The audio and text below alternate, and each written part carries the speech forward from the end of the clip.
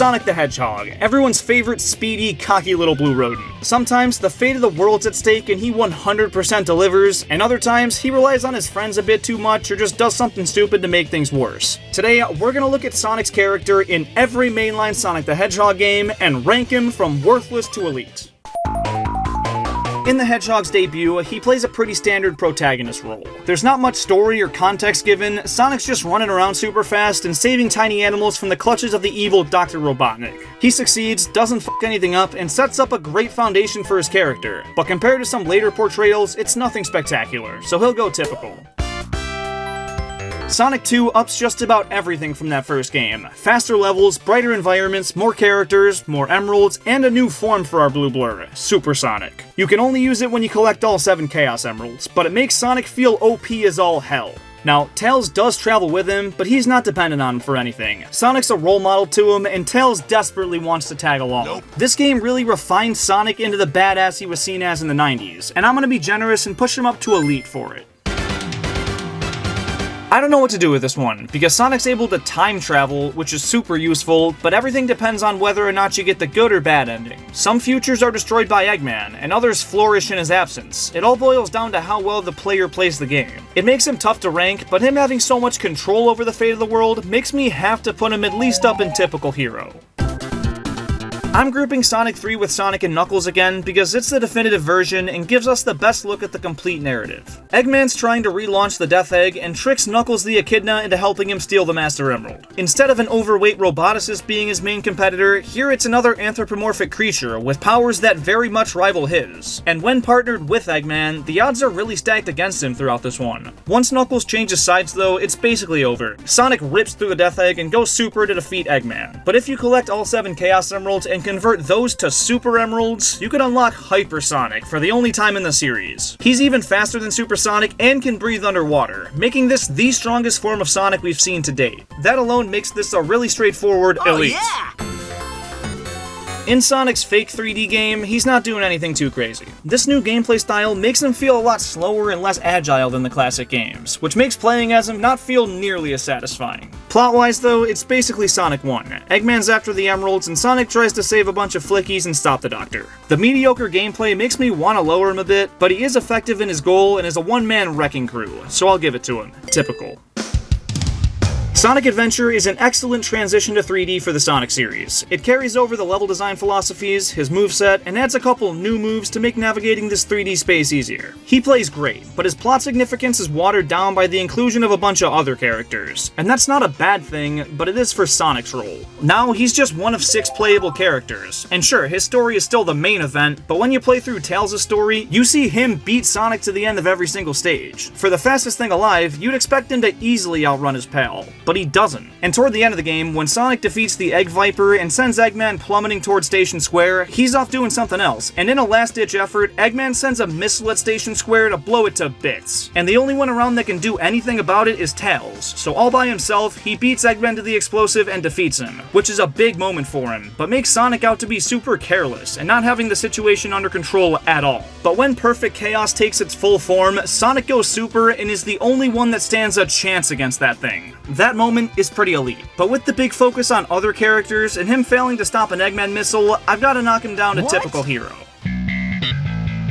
This game introduces a new character whose abilities contend with that of Sonic's, Shadow the Hedgehog. And throughout the game, Shadow is shown to be a lot stronger and more skilled than Sonic. When they first meet, he puts his speed to shame using Chaos Control, and gets Sonic thrown in jail. If it weren't for Tails and somehow Amy, he probably wouldn't have gotten out, and the island would have exploded with him on it. He's kinda dependent on all his friends throughout the game. He needs Knuckles to break into Eggman's base, and he needs Tails to devise plans for him. Now, miraculously learning Chaos Control at the end was pretty damn cool, especially when he didn't even have an actual Chaos Emerald. How the f did he do that? I don't know. But he proves that he can be just as strong as Shadow, and the boss battle that follows only further solidifies that. But then for the epic final battle against the Bio Lizard, Sonic takes a backseat and lets Shadow handle the first phase. Then when the Bio Lizard takes over the space colony and sends it straight at Earth, he goes super alongside Shadow, which is a really badass moment, but since there's 2 of them, he's only doing half the work. I don't know, it's tough, because he really grows a lot as a character throughout the game and learns some sick moves, but he really relies on his pals, and Shadow does most of the work in actually saving the day. This game also features some of his most fun levels in the series, but these rankings are about how useful he is compared to his other games, and because of that, I gotta put this one in Sidekick tier. I love you, Sonic Adventure 2, I'm sorry. I'm grouping this trilogy together again because his role is super consistent throughout. In Sonic Advance 1 and 3, you can choose from at least Sonic or Tails right from the get-go. Sonic Advance 2 is the only exception, but after beating just the first level, you unlock Cream the Rabbit, so he kickstarts the game, but like the others, is just a selectable character from that point on. He's definitely useful, but not more so than his pals, so he's one with the sidekicks. Sonic Heroes introduced a new team mechanic to the series, where characters travel in threes and fall under a speed, flight, or power archetype. Sonic's, of course, the speed guy, and he travels with Tails and Knuckles. However, power and flight are definitely the more useful abilities, because all three of these guys move fast as hell, but he's still a decently equal contributor, and nothing more. Sidekick.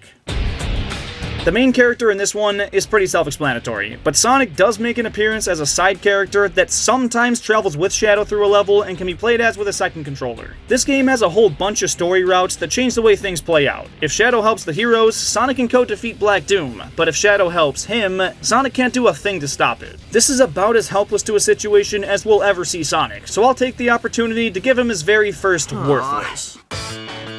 Sonic Rush features the new character Blaze, whose dimension is being merged with Sonic's by some evil plan from the two Eggmen. Her and Sonic are pretty comparable forces, but they don't really trust each other at first, so the two fight it out, and Sonic whoops her ass. Sonic collects the 7 Chaos Emeralds, and when Eggman drains the Soul Emeralds, he's able to show Blaze the meaning of friendship, which restores the Soul Emeralds. I don't know. They use their magic jewels to turn into Super Sonic and Burning Blaze and defeat the Egg Salamander. Sonic's the strongest character across both of these dimensions, and his gameplay introduces the boost mechanic, which makes him feel wicked powerful and fast. I think that's enough to push him up to an elite tier. For a game named after the guy, Sonic doesn't play a very vital role. This plot is confusing as all fuck, but Sonic's distracted by Elise for most of the game. While Silver's trying to avenge his fallen society, and Shadow's trying to figure out the sinister undertones of Eggman's plan, Sonic's trying to get some poon. He still crosses paths with the rest of the crew a lot, and contributes quite a bit then, but in the climax of the game, Mephiles kills Sonic and makes Elise cry, which releases Iblis and sends the world into disaster. He actually dies, and it takes the effort of every other character and a miracle to bring him back. But alongside Super Shadow and Super Silver, they save the day. So instead of needing one other guy's help, he needs 2. I gotta put this down and barely wins. He gets killed, it's done, and the bravery of his friends is the only reason he comes back. It's debatably worthless, but at least he does something. Like the first Sonic Rush, Adventure brings back the Boost style and Blaze the Cat, but this time the story is way more focused on the two of them working together. They seem way more like equals here, and all the cool vehicles that Tails and Marine are making take even more focus away from Sonic himself, and shoehorn in all these other gameplay styles. This game's more centered on exploration than pure speed like the first one, and given how prominent so many other characters are, he feels more like a sidekick if I'm being honest. This opening cinematic is straight up beautiful. Watching Sonic and Eggman duke it out in space is so satisfying and smooth. Eggman has so many robots and weapons firing off all at once, and Sonic looks absolutely unfazed by it all. But he gets a bit too cocky, lets his guard down, and Eggman makes him pay for it. He decimates the planet, turns Sonic into his werehog form, and sends him back toward the surface. From there, he goes on a globe-trotting adventure with his new buddy Chip, and this game demotes the rest of Sonic's pals to either background characters or just completely omits them. Instead, it's daytime stages that feature that boost formula in 3D for the first time, which are adrenaline rushes through and through, and nighttime stages, where stretchy arm werehog Sonic beats up waves upon waves upon waves of enemies. He gets all the emeralds, puts the planet back in one piece, defeats the Egg Dragoon, and faces off against Dark Gaia as Super Sonic. He goes super all by himself again, and faces off against one of his most menacing looking foes to date. And that, with being the only playable character in 2 different forms with their own distinct strengths, makes this an easy elite. Both episodes of Sonic 4 feature a pretty vanilla retelling of the original Sonic games. Eggman's back to stealing emeralds, building up a Death Egg, and Sonic's back to saving Flickies and stopping him with the help of Tails. Not really much else to say about these. Standard as shit, and that's a decent portrayal of Sonic. Typical. Eggman builds a theme park up in space where he's secretly making little aliens as slaves. Alright then. Sonic doesn't know this right away and just checks out the park for a good time. But he beats some levels, Eggman's intentions become more and more clear, and he stops him to save the day. This game has a super silly tone, and Sonic tries to crack cringy jokes in almost every cutscene. Baldy nose hair! That's the best thing I've heard all day! Shut up! It's hard to watch, but he's pretty average overall, and the Wisp transformations bring a slew of new abilities to Sonic's arsenal, but since they're temporary and dependent on power from another creature, I'm not really gonna raise his ranking. This game brings back a ton of Sonic's friends for the first time in a while, but they don't do anything. The Time Eater shows up and sucks everybody into a void, leaving just Sonic to go around and rescue them. And even once they're saved, they just stand around in the hub world. The only other character that does anything is his classic form, which is playable in these not very good 2D levels. Having 2 playable Sonics though was f***ing awesome when it came out, and makes this a clear-cut elite! This portrayal of Sonic's character isn't great. It takes his awful humor from Colors and just does it again, unapologetically. Eggman's controlling the Zeddy with some kind of magic conch, and Sonic destroys it because, well, Eggman's the f***ing bad guy and it would make sense to take away his minions. Instead, he's made out to be an idiot because he didn't know the creatures were hostile and able to mind control Eggman's badniks themselves. Well, sorry! Tails tried to warn him, but maybe speak up a little bit and don't be so f***ing indecisive and hesitant with your tone. Maybe he would've listened. They end up teaming up with Eggman. Tails is super pissed off at Sonic, then he high roads Tails when he does something stupid, and Tails is sad. But then Sonic f***s up again and falls for a trap, and Tails sacrifices himself to save him. I was too slow to save my buddy. Yeah, kind of a terrible look, but it gets worse somehow, because when a bridge him and Eggman are standing on collapses, Eggman grabs the ledge, catches Sonic, and tosses him to safety, before losing his own grip and falling to his death. Sonic should have died on multiple occasions, but was saved by Tails and his archenemy, and they pull off the upset somehow. I want to put this one in Worthless so bad, because there's 3 really awful mistakes, but he does save the day in the end, so barely wins.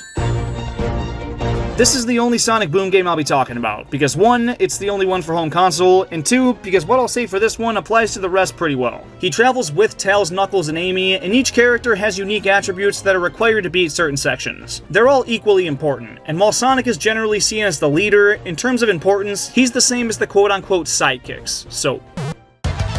This game is a true return to classic form for Sonic, and it makes Tails and Knuckles playable from the start of the game. Tails can fly, Knuckles can glide and climb, and Sonic has the drop dash, making them all feel really different and fun to play as, especially with select routes that only they can access. But for Sonic's ranking, since he's just as useful as his old sidekicks, he's going down there with him. I hate Sonic Forces. It tries to do the Sonic Generations thing again, but lacks an ounce of creativity in doing so. Modern Sonic gets the shit kicked out of him by Infinite to start the game, and is thrown in jail afterwards for a long enough time for Eggman to completely take over the world. So Sonic loses, he's in a jail cell handcuffed, and Eggman does what he wants. Meanwhile, classic Sonic shows up and saves Tails, then contributes a little, but the new customizable character is the one that breaks Sonic out. And even after that, Infinite continues to kick his ass, and in the big battle at the end of the game, Knuckles leads the forces, and the rookie is the one who stops the giant sun from crashing into the planet, and Sonic's helpless to the situation. He still sorta does his part, but he barely wins. Sonic Frontiers gives Mr. Needlemouse his most versatile moveset to date, with a skill tree for combat, the circle move that attacks and solves puzzles, and his usual at this point boost, and it's overall really smooth and tight to control him. He also takes the events of the game a lot more seriously. Instead of cracking corny jokes and sounding all high-pitched like Roger Craig Smith is known for, he sounds way more mellow and mature. His friends are all trapped in cyberspace, and it's up to him to rescue them and uncover the mysteries of the Starfall Islands. It feels like Sonic really grew up for this role, and his abilities are better than ever, so we've got another really strong elite tier on our hands. Sonic's latest 2D outing brings Tails, Knuckles, and Amy back to a playable role, and they're selectable in co-op and as single-player characters right from the get-go, so like I've done for all the other games that do this, he's going in sidekick tier. And there you have it.